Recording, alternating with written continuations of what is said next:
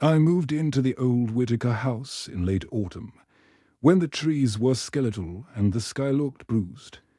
It had been empty for nearly 20 years. The realtor told me it had character, which is another way of saying it creaked like it was breathing. The first night was quiet. The second wasn't. At 2:03 a.m., I woke to faint crying, a child's voice soft, rhythmic, heartbreakingly lonely coming from somewhere above me, the attic. I almost laughed at myself. Old houses echo. It winds through pipes. But as I listened, the sob-shaped words, "Mama, Mama, please," I lay frozen, every instinct screaming to stay still. Eventually the crying stopped. I blamed exhaustion and fell back asleep. The next morning, while unpacking, I found a small wooden door behind the hallway mirror and attic entrance. The hinges groaned when I pulled it open. Dust spilled out like smoke inside the attic. Sunlight cut through a single cracked window. In the center of the room sat a doll, porcelain. Cracked face, blue glass eyes clouded with age. She wore a tiny lace dress, once white, now the color of old bones. A faded tag hung round her neck, for Mama. I picked her up. The porcelain was ice-cold. The blanket wrapped round her smelled faintly of lavender and rot. That night, the crying came again. Only this time, it was closer. I woke to 3 slow knocks on my bedroom door, knock, knock. I held my breath. The house was still except for the ticking of the hallway clock. Then came the smallest voice, muffled through the wood. "Are you there? Mama?" I opened the door. Nothing until I looked down. The doll sat on the floor, her head tilted, her cloudy eyes pointed up at me. Her blanket lay folded neatly in her lap, as if waiting for my hands to take it. I slammed the door, heart pounding. When I opened it again seconds later, she was gone. The next morning, the doll was back in the attic, sitting exactly where I'd first found her. But the blanket was gone. That evening, I found it beside my bed. I told myself it was stress. I'd been alone too long, living among echoes and memories that weren't mine. Still, I locked the attic door and left the doll there at 3 a.m. The crying returned directly outside my door. "Why'd you lock me away, Mama?" And then left her. Childish, cracked, like glass chimes in a storm. I started researching the house.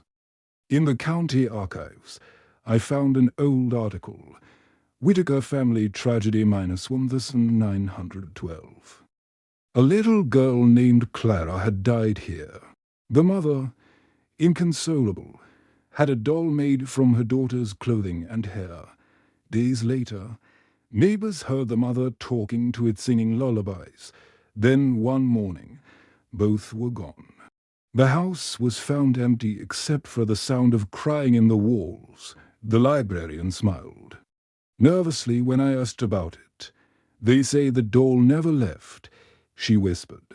"She's still waiting for her Mama." That night, I tried sleeping in the living room with every light on. At some point, the lights flickered out. I woke to the smell of lavender and something wet against my cheek.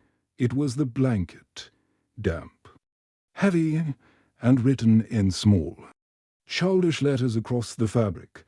"Don't leave me again." I decided to end it. I took the doll outside, across the field behind the house, and dug a hole beneath the dead oak tree. The moonlight was thin.